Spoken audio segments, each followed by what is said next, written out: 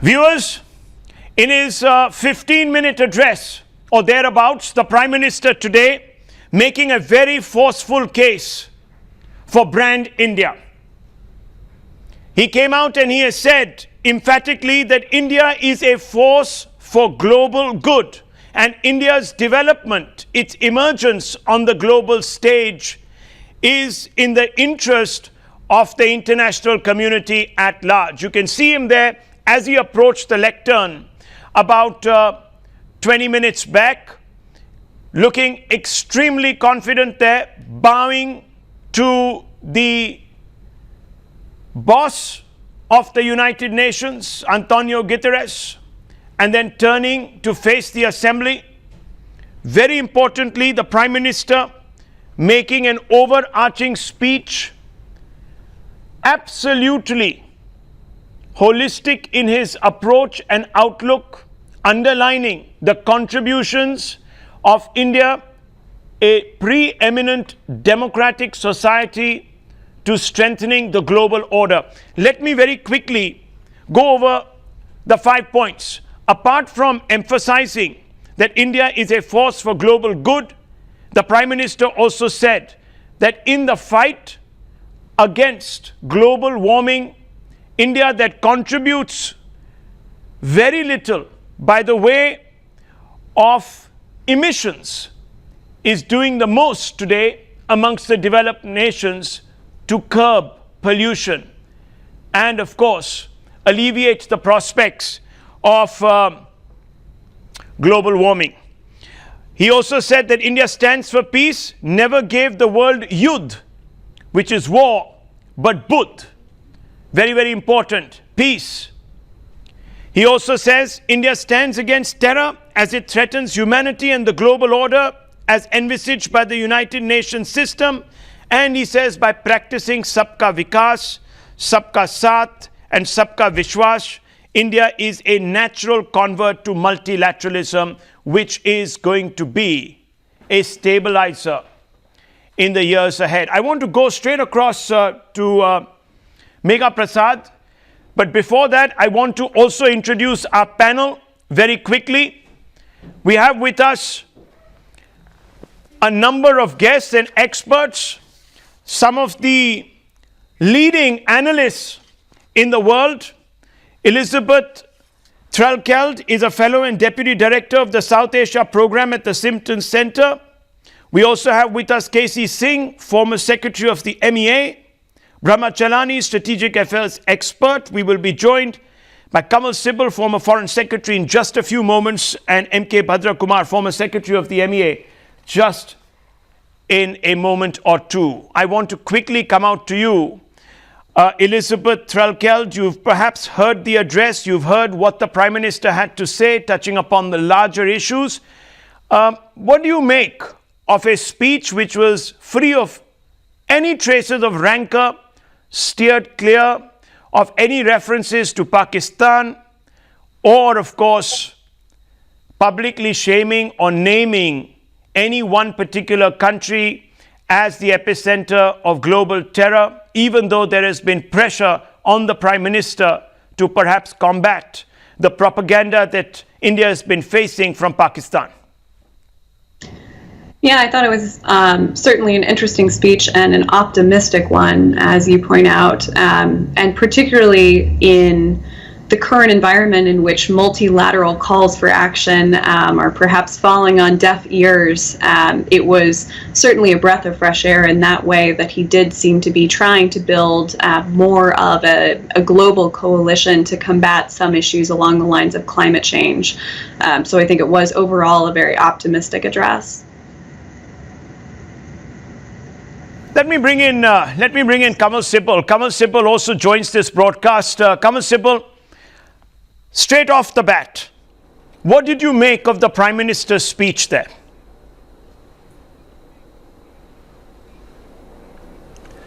Well, I have a confession to make, because I was not sure about what was the timing of the speech, and therefore I was not in the right place at the right time to listen to it.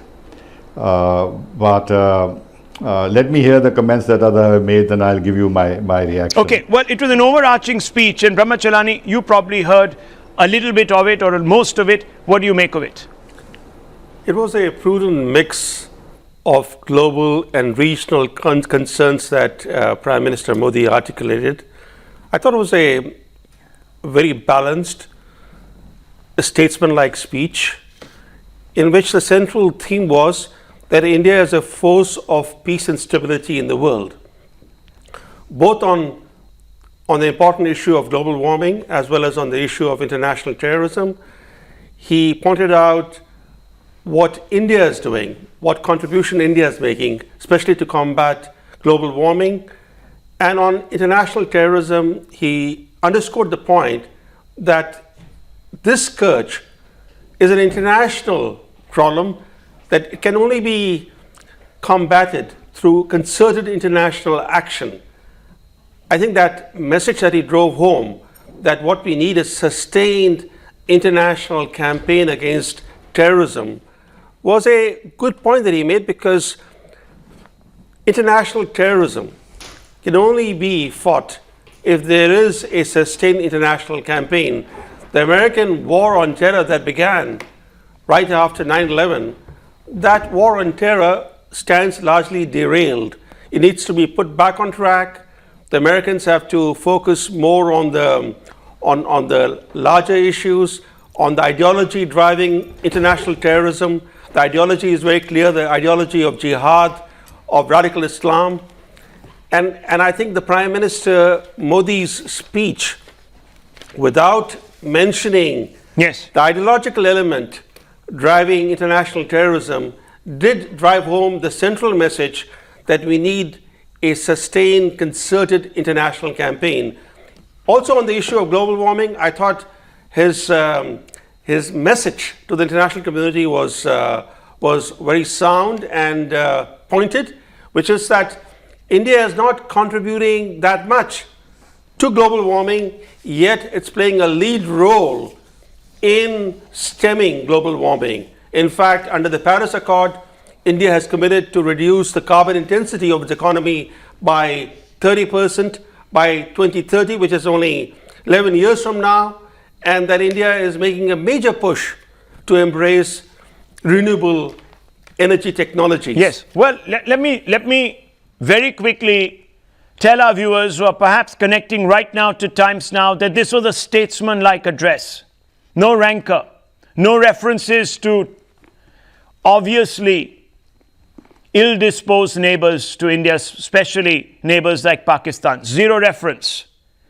No reference to individuals who have been suggesting that India today stands divided. In fact, the Prime Minister emphasized that today India is one of the only countries in the world where the emphasis is on interfaith harmony. He used the slogan Sabka Saath, Sabka Vikas and Sabka Vishwas, which means all together for good, and the importance of winning everyone's confidence. I want to quickly, at this point, suggest that it was a statesman-like address which completely negates what Pakistan has been saying. And for that itself, he must be complimented as someone who stood steadfastly in pushing the power of brand India. And I want to ask KC Singh. KC Singh, the BJP has often claimed that Modi has done more than any other prime minister before him to raise India's profile on the global stage. Would you agree?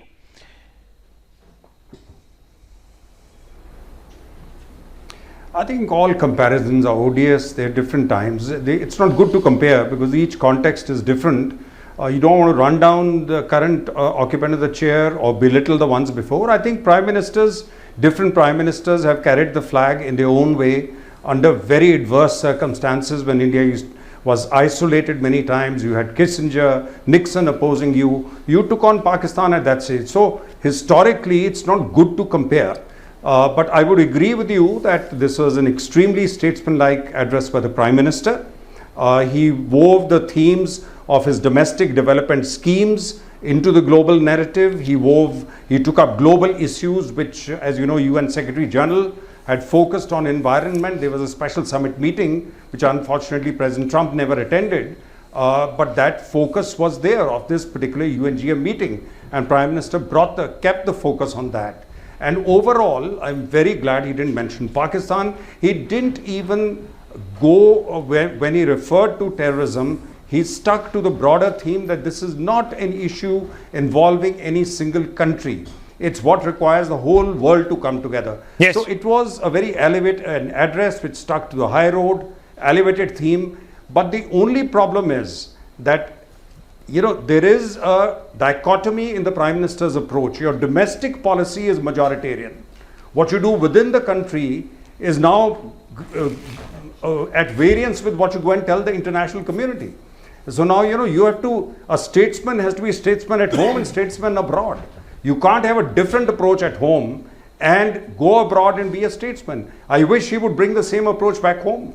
And I think that is what Alice Wells, when briefing the media after the meeting with Trump and between President Trump and Prime Minister, very clearly singled out. And she said that we have told India that it's very good you want development to come to Kashmir, but also please focus on human rights and reviving the political process there. Okay. So the world looks at you from the point of view of what you're doing in India.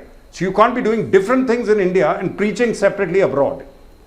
Okay, very interesting. From the Bharatiya Janata Party, Mr. Bhatia wants to come in. Mr. Bhatia, you say one thing internationally, you do one thing here, says KC Singh.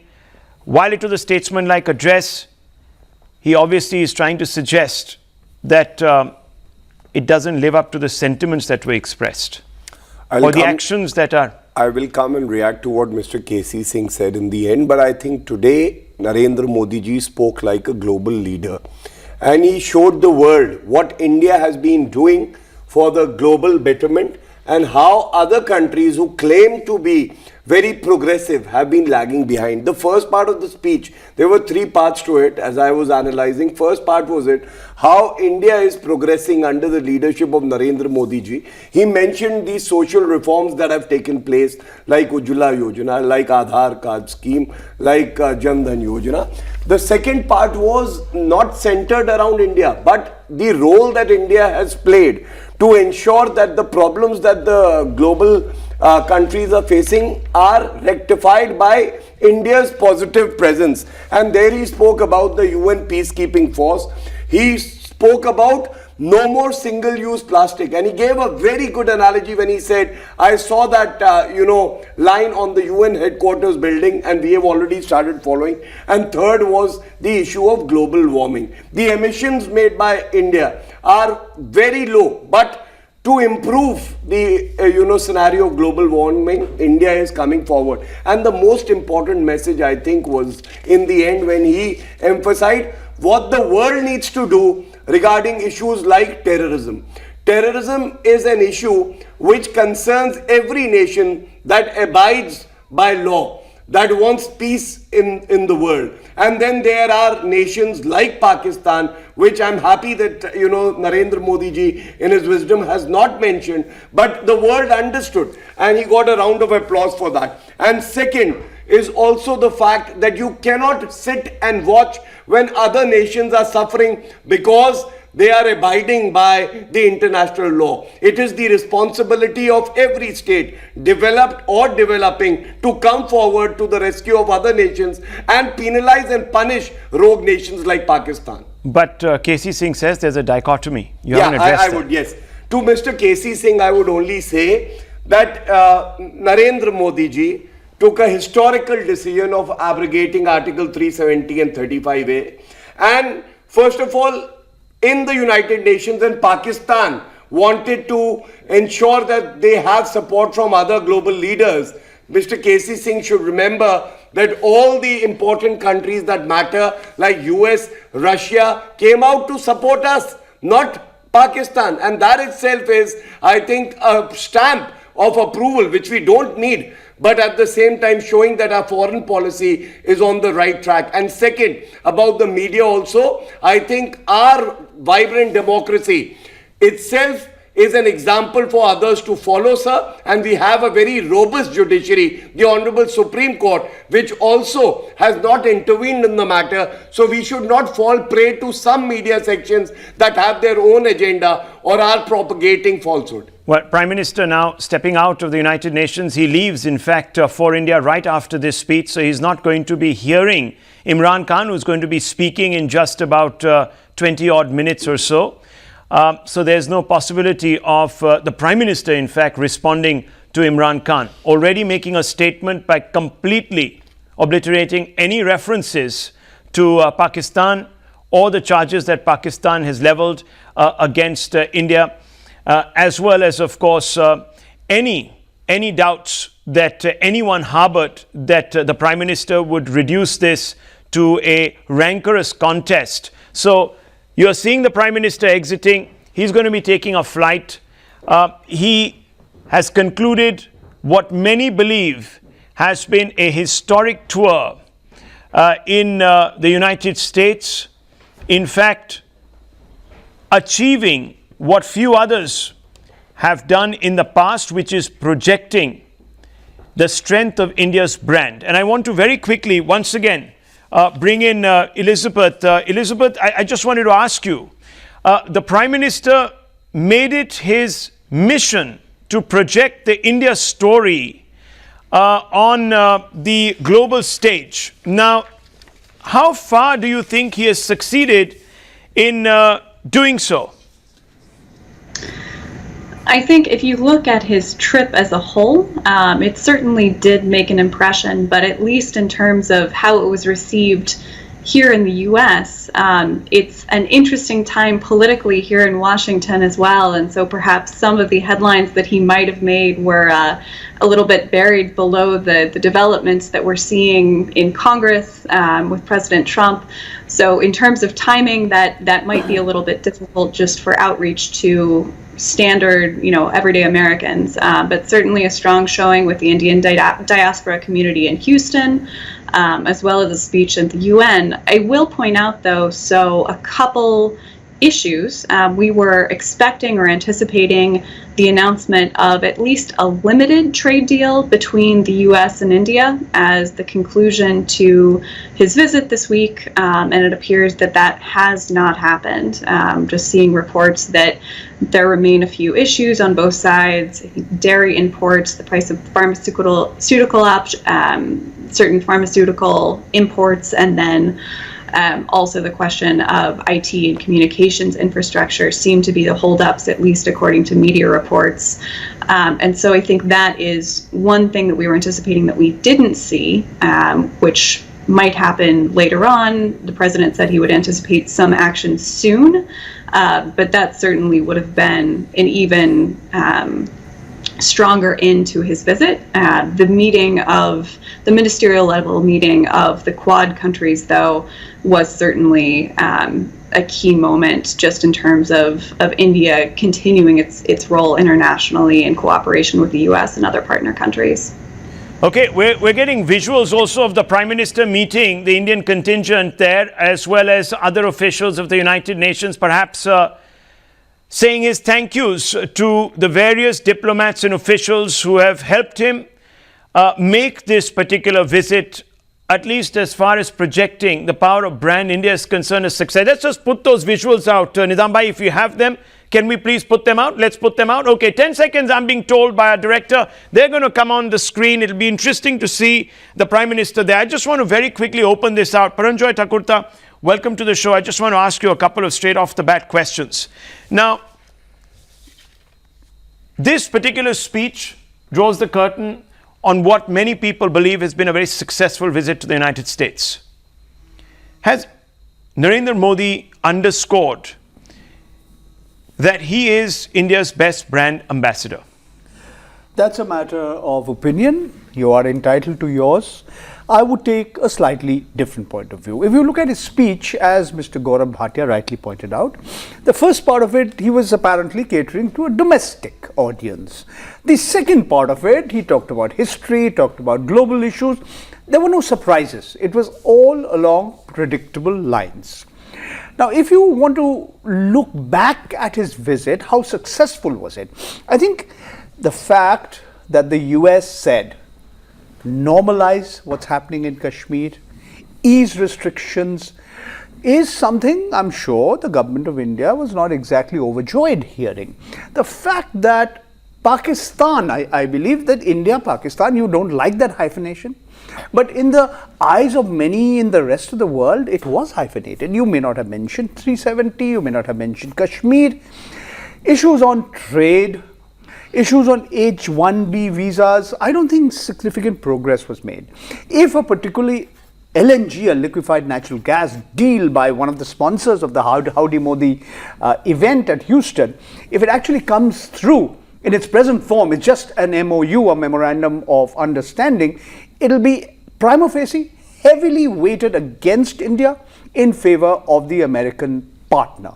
So I would be circumspect in sort of hailing Mr. Modi's visit to the United States as a grand success. That's my take. Okay, not a grand success. Very quickly, I want to bring in Mr. Sibal and then Mr. Bhatia on this. Yes, Mr. Sibal, not a grand success.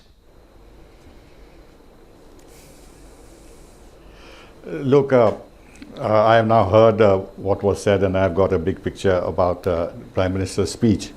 I think we had already been told that he's not going to mention Kashmir, and that's how it went. And it was wise on his part not to have mentioned Pakistan.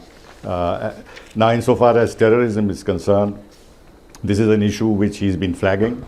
There is an India-sponsored Convention on International Terrorism, which is pending in the United Nations for several years. In many of the joint statements that we've signed, even with the United States, there has been support for a quick implementation or passing of this resolution, but I don't think this is going to happen very soon unless the OIC moves and the countries are able to define what terrorism is. He also, at the G7 meeting, launched the idea of a global conference, G20 meeting, the global conference on terrorism.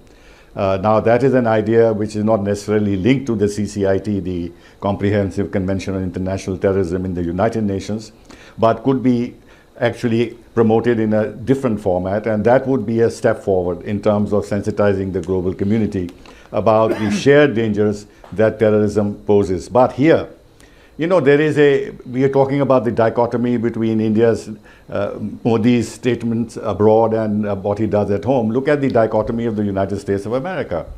I mean, it is negotiating with the Taliban. And negotiating with the Taliban at the time when the Taliban conducted a string of horrible terrorist attacks on the ground. It's evidently a terrorist organization. But for other compulsions, the United States has been negotiating with them, though for the moment they have stopped this negotiation, but one doesn't know when and if it will be resumed. Everybody knows about Pakistan being the hub of international terrorism, but if President Trump was to acknowledge that, especially with Prime Minister Modi sitting next to him, it will actually finish off Imran Khan politically back at home and close all doors to a possible assistance that Pakistan may offer to Trump to extract himself from Afghanistan. Therefore, he's playing that game where he keeps Imran Khan happy. At the same time, he makes some noises which are not to our liking. Now, with regard to mediation, arbitration and everything else, he has said that both sides should want it, knowing fully well that India is never going to agree, because mediation is a very structured process. And India has made it very clear in his presence, in Trump's presence, Prime Minister made it clear that we don't want to bother third countries, but he says this for political reasons. With regard to what the State Department, Alice Wells said, again, I mean, one can look upon it as the kind of statements that United States would make in order to appear even-handed and maintain some degree of pressure on India. But this is far more hypocritical than anything that Prime Minister Modi is alleged to be in terms of his international discourse and his domestic policies. Because if you look at what United States is doing in terms of destroying whole societies, whether in Iraq or in Libya or in Syria, or the kind of sanctions they have imposed on Iran, trying to bring Iran down its knees without any feelings for how it may affect as President Rouhani said, the women and children of Iran, and letting Pakistan scot-free, even when even when Imran Khan admits that the ISI and the military trained the Al-Qaeda, and that at lower levels the Pakistan army and the ISI knew where Imran Khan, where Osama bin Laden was hidden, and despite that, there is no action against Pakistan on terrorism. So therefore, for Alice Wells to lecture to us on these matters is totally hypocritical, and we can totally disregard that. But we should take it in our stride, because this is how international diplomacy is done. And we know that for years, and I've experienced that myself. But United States has always had a double talk on Kashmir with regard to India. I think there is. And therefore, we shouldn't take that too seriously. And finally, I'll conclude by saying, that Prime Minister Trump's visit was a big success in terms of his meeting with the energy giants in Houston, with the business community of the United States in New York, his Houston event, his climate change, what he said at the climate change summit, the anniversary, the 150th anniversary of Mahatma Gandhi, the fact that he put all these solar panels on top of the UN building, which sends a very powerful message. And on this issue of climate change, he has taken leadership. And this is an issue in which the global community is interested. I think, Mr. Sibal, there has been a tendency, in terms of his visit. There has been a tendency to look at this particular visit from a very partisan lens, partisan lens from the subcontinent. And that's why you have many people very reluctant to concede that the Howdy Modi event and the other things that he has done have actually put brand India center stage. Mr. M.K. Bhadra Kumar, let me just quickly quote to you a few individuals. Nisha Biswal, if you might remember her, she was the Obama administration's point person for South Asia. She emphatically claimed that by attracting economic interest at the scale at which Mr. Modi has been able to, he has proved to be India's best brand ambassador. There have been others, sir, in India, brand gurus like Harish Bijur, who have come out and said that the Prime Minister has emerged perhaps as India's strongest advocate, brand India's strongest advocate. Why should we continue to deny this? He's done it continent after continent. We have today a large number of fora which basically endorse India's foreign policy objectives. We've created some of our own. Pakistan stands isolated. Why the reluctance? I think we should address this situation. I say the situation from an entirely different perspective. Don't look for brands. It's a multipolar world. And where you are not really. No, we're talking about brand India. Yes, that's what I'm saying. Within the multipolarity, what brand India represents, and the Prime Minister has said that it represents at least 6 different things. Yeah. Do you have a problem with his articulation? That's the question. So you see, the way we look at it, it's not feasible to look at the situation like this. This visit has been undertaken in very difficult circumstances. Everything depends in a visit like this on the narrative that the country is able to project, and that narrative happens to be somewhat unconvincing at the moment. On which side? Whose narrative? India's narrative. Indian. But then tell me, sir, why did the UNSC reject Pakistan's? No, let's look at it. You're talking about. Let's get into specifics, because we can't just talk in the air. I mean, anyone and everyone then has an opinion generalized. Let's get to the point. UNHRC didn't give Pakistan a hearing on some of its biggest concerns. The UNSC did not give Pakistan a hearing on some of its greatest concerns. So, what are we talking about? Who was talking about Pakistan? I didn't have Pakistan in my mind even remotely. I'm not talking about Pakistan. Human rights? I'm talking about India. Yes, human rights. The narrative that India gives. Who cares about Pakistan? And I think the Prime Minister did absolutely right, in not bringing Pakistan into it. Yeah, so what narrative are you talking about? Which narrative? The point is, the moment, you become Pakistan-centric. Forget that. Which narrative are you talking about? You go Explain yourself. Be specific. What are you talking about exactly? All you got to do is to read the media. Which media? What? Where? Step out of your channel, your studio, and read the media. I don't know, The sir. Do media you have is, any? Can you suggest? Can you point out anything that you found which was rather off color? Can you bring to our notice something? I'm sure you've come researcher. You're making statements. You're a very senior individual in foreign policy circuit. I'm sure you don't speak in the air, do you? Let me bring in Mr. Chelani. Let me bring in Mr. Chelani, since you're having problems coming out with specifics. Mr. Chelani, I don't have problems. Then you must come with facts. Let's debate the facts. Let me give you the facts. I can sit here and be partisan and say, oh, Modi is a great guy. No, let me give you the facts. And then people will say, but on what basis? And I may not have an answer. Let me give you we can't have a debate in the air. Let me give you the facts. So let's get to the specifics. Come on. You're hearing yourself. We don't have much time. Let's get to the specifics. He's in love with his voice. Go on. That's the whole problem. Give me the specifics, sir. Please. I'm asking you. Don't be so much in love with yourself. I'm asking you. What are the specifics? Allow others to speak. Get to the point. Others allowed to speak. Get to the point. I read just this morning, Foreign Policy magazine, having a very, very nasty piece on India. What was said in the piece? Yesterday, I don't want to get into it because you'll need the whole program. 1 hour time I'll need it to explain that. And you will not still believe it. The point is, the narrative about India, you can have a picture of India living in India in terms of what you are getting from the media and from other sources and so on. But there is a perception of India, and in an interconnected world such as the one in which we are living, perceptions matter. What is the perception? Perception is very negative.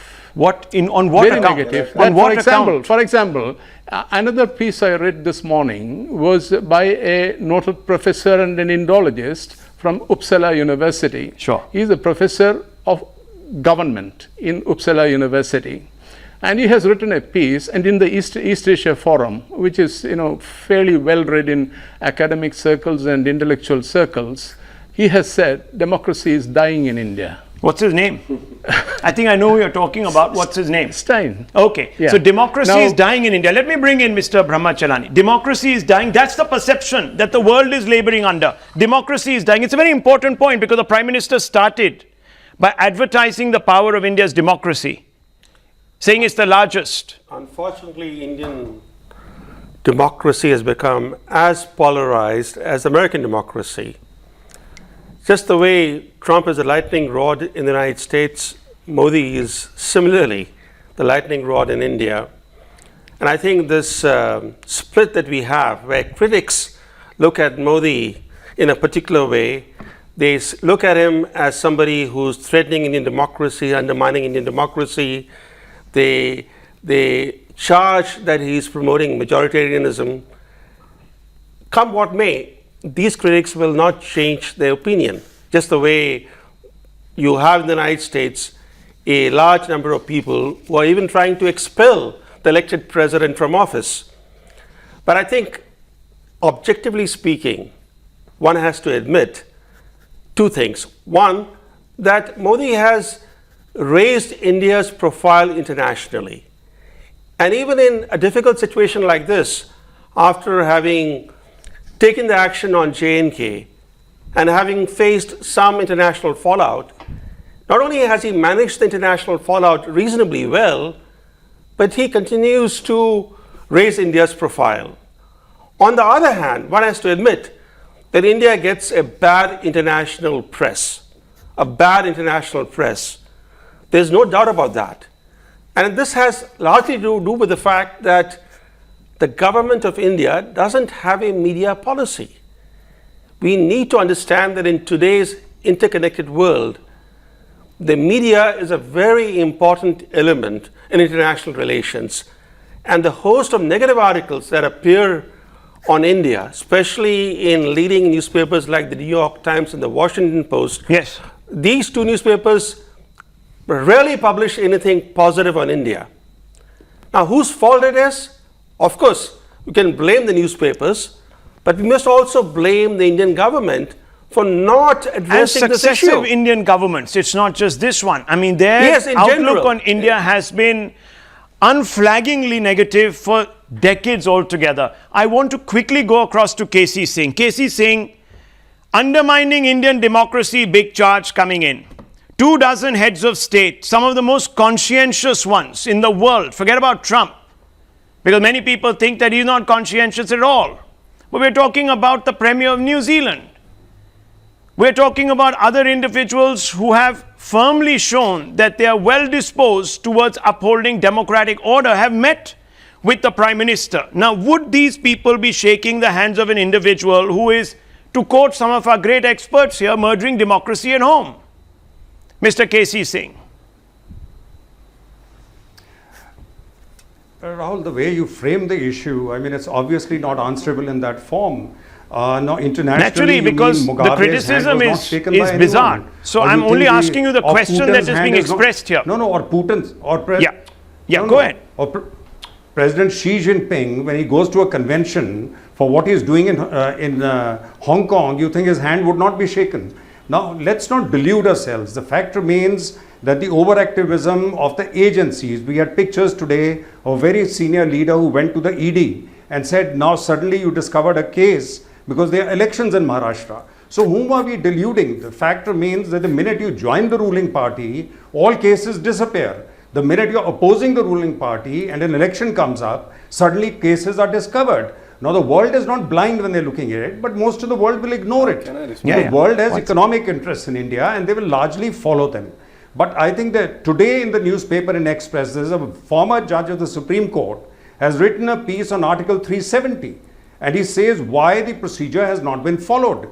And I think the Supreme Court has still to look at the issue. So I don't think 370 is done and over, just because we say it is done and over. And if you remember correctly, President Trump, both the Pakistani media and the Indian media, and they didn't cover themselves in great glory, planted questions and he ducked all of them. He was not willing to tell Imran that terrorism, he has done enough on terrorism. Nor was he willing to endorse the Indian position on Pakistan or 370. You can have him in the audience and get cheers because the audience is the Indian diaspora. But he only said it was a very aggressive stance. So we can play this. There is a theatre which you can enact. Okay, but the let me on that point. Ultimately will go to geopolitics. And geopolitics will determine the outcomes. And that is the reality. Okay, let me bring in Mr. Bhatia. And Mr. K.C. Singh, look, if prosecuting the corrupt is an assault on democracy, the courts will have their final say. Those cases will be decided by the courts. No one is in any way suggesting that these arrests will lead to convictions. Why are cases not pursued against we don't those know. who join the BJP? One second. Who join the BJP, the cases disappear. I'm going to put that question to Mr. Bhatia. We know about one is that. Secondly, on the question of Article 370 being unlawful, there are several opinion makers. In fact, Harish Salve, the man who fought our case in an international forum, sat here very much in this studio and said there's nothing wrong with the manner in which Article 370 has been diluted constitutionally. Salve is not the final word. No, I'm not saying that. I'm just saying that there are going to be views and the Supreme Court will decide these issues. And if this was an undemocratic state, that wouldn't have even come to it. Nonetheless, let me bring in Mr. Bhatia. Mr. Bhatia, you need to respond. Yes. First of all, Paranjoy ji said that he agrees with me. The first part was catering to the Indian audience. Yes. So I never put it that way. Rather, I would say the first part was meant to display the power that the democracy of India has and how India is emerging as a very vibrant nation. But more importantly, to Mr. K.C. Singh, I would like to say this, that this is a visit at a historic time. And why do I say that? It is at a historic time because something that couldn't be done in the last 7 decades was done by the determination of this government under the leadership of Narendra Modi ji. And yes, there are bound to be certain questions by the other affected side because they do not want a stronger India, and that is exactly what is happening. And therefore, certain sections of the media or countries like Pakistan will criticize what Narendra Modi ji has done. But I want to ask a very simple question. How many times have you seen on US soil the head of state of America is coming to address a gathering of Indian diaspora in presence of Narendra Modi ji? I think, somewhere we have to give credit to the strength of 130 crore Indians, and therefore, even a United States president has to come, address, So and you're saying the respect our pull. community. You're saying the pull of brand India Absolutely. under Modi. That's what you're saying. The point that you were making, the that chemistry. Narendra Modi ji is Okay. one of those charismatic leaders who knows the strength of a democracy, and he knows how to market it, how Okay. to leverage it to the advantage of our country. Okay. And that cannot be denied. What's wrong if the Prime Minister is a champion of brand India? There is a lot that is similar between Prime Minister Modi and President Trump. Okay. I would describe both of them as demagogues. The definition of a demagogue is a leader who seeks political support on the basis of emotional appeals and less on facts and factual analysis. Okay. So there's a lot that is common. In one, you know what Dr. Brahmachalani said a little. They are both lightning rods. They both polarize their own societies. Either you're for them or you're against them. I mean, there's nobody who seems to be indifferent in any way. That's one part of the story. He's a bit like Indira Gandhi in that sense. I don't know about that. You don't think so? Maybe Okay, there are maybe. some similarities, some dissimilarities.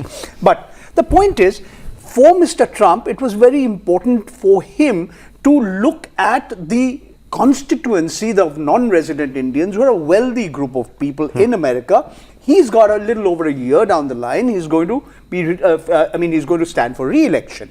So He's did right. they One second. Let him finish. Let him finish. One sir. second, sir. Let him finish. sir. Let him finish. Yeah. Right now, he's excessively preoccupied with the attempts being made by his political opponents to impeach him. Whether they'll be successful or not is another story.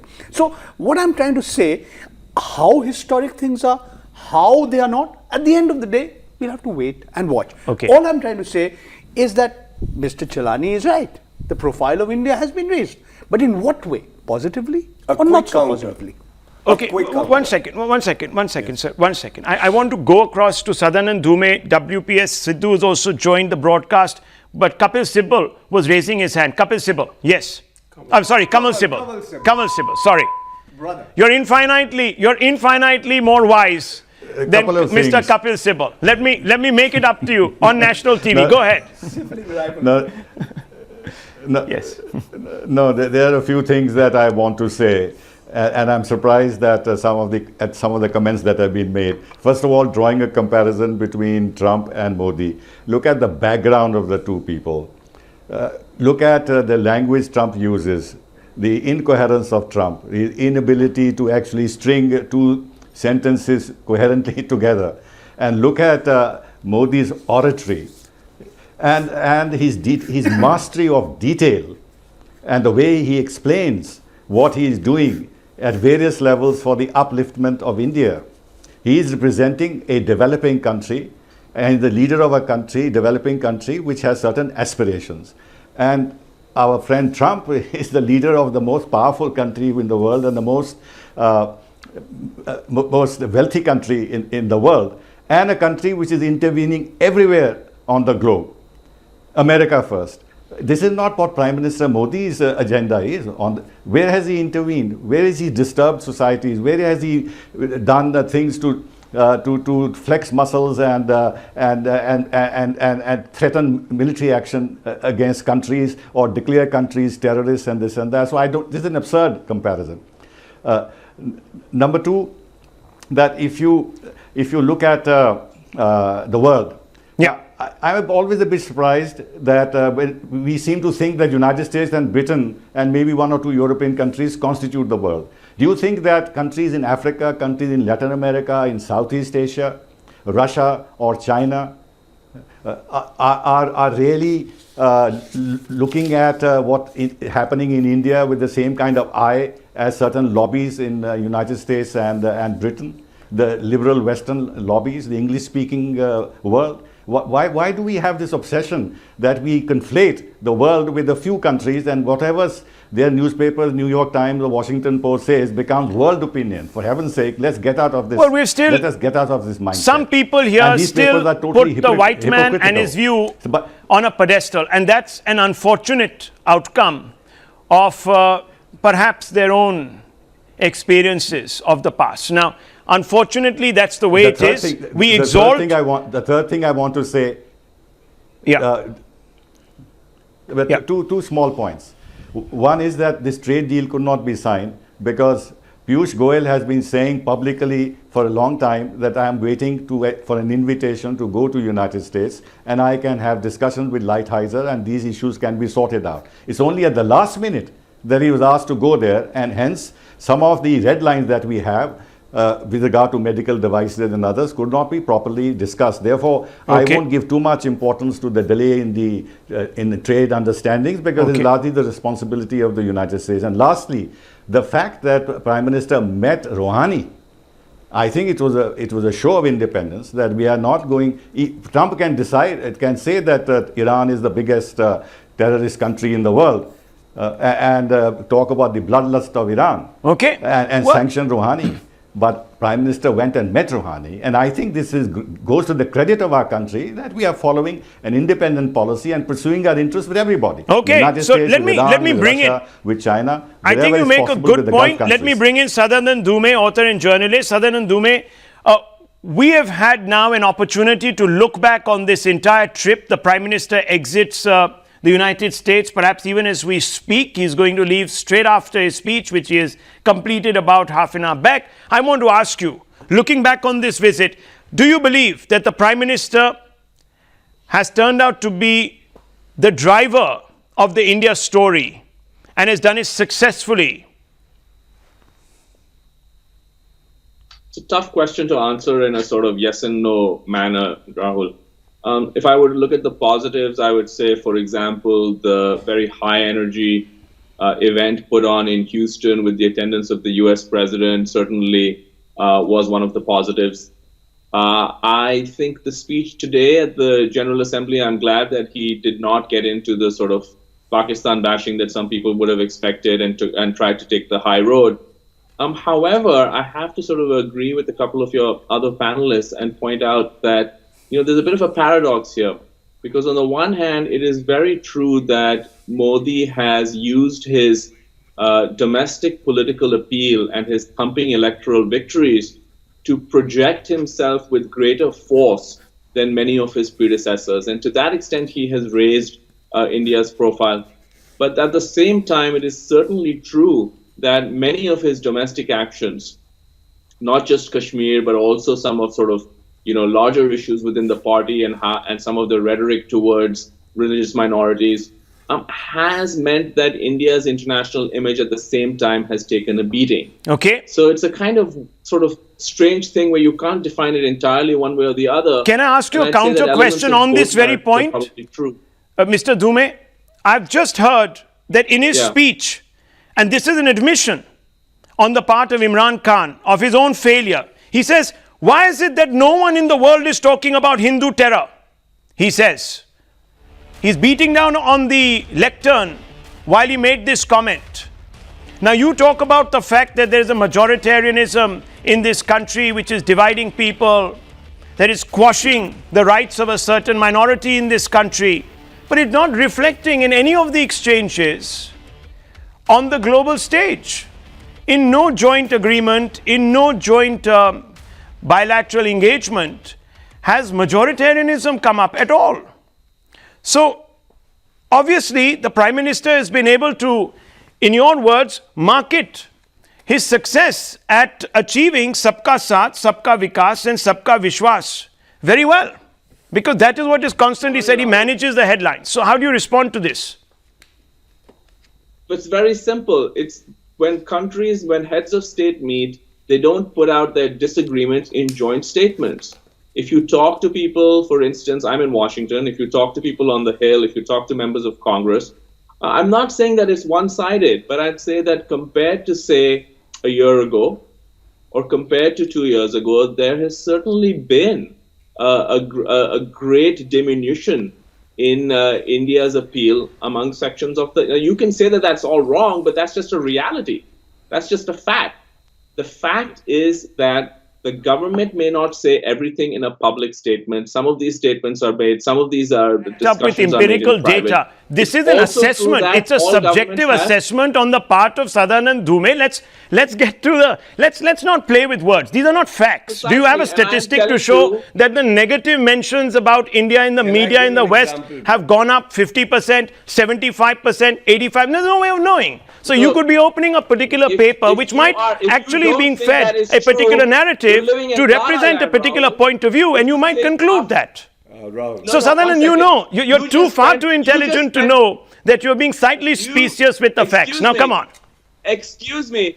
You just spent 20 minutes complaining about the Washington Post and the New York Times, as did several of your panelists. And are you now saying that their Look, there are coverage two has been papers in the positive? world. There are hundreds and hundreds of papers. Okay, Mr. Bhatia wants to come in. He has a response. Okay. Okay, I'm sure let the me make it Tallahassee- very Two clear. newspapers in the world. I mean, if you want to contain your outlook to two newspapers in the world, you're free to do so. And you can then have a point of view which extends from those newspapers without actually exercising your own independent assessment. Maybe, if that's the way you want to be led, fair enough. Okay, Mr. Bhatia wants to come in. Yes. Rahul, India is a sovereign nation, and any elected government would take decisions in the interest of the country. We do not need certificates from any media.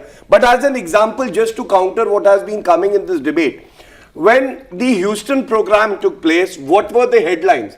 So I just got three and I'm sharing it with the viewers. The Washington Post said, Modi is India's PM, but to Trump, he is the king. This is Washington Post. New York Times, don't mess with Modi in Texas. This is New York Times. BBC, which has been critical about certain decisions that the government has taken, says, Modi visit to US, Trump appearance signals importance of India. These are three examples. So when we discuss, we should discuss with facts. And all that I'm trying to say is, not everything is so negative as the naysayers or the perpetual Let me ask, pessimists WPS are portraying Sidhu, it to be. WPS These are Dr. who have criticized the government Dr. in the past. W. We do not need Okay, their certificates. let me but bring him there's in. a lot of positivity Dr. as well. WPS Sidhu, you've been a former diplomat. I just want to ask you, when a country that came armed with so-called facts, and I'm talking about Pakistan here, very specifically, to shame India, to bring attention to what it believes is a majoritarian suppression of minorities in this country, in India, fails to make a point, what are we to make of it? Are we to say that the facts were challenged or the facts were examined and found to be false and rejected? Are we supposed to conclude that? Or are we supposed to say, well, you know, India is a rich country and everyone wants to be nice to it, so they've sort of told Pakistan that, look, boy, sit down, we don't have much space for you today, go back home, cry in your soup or what have you?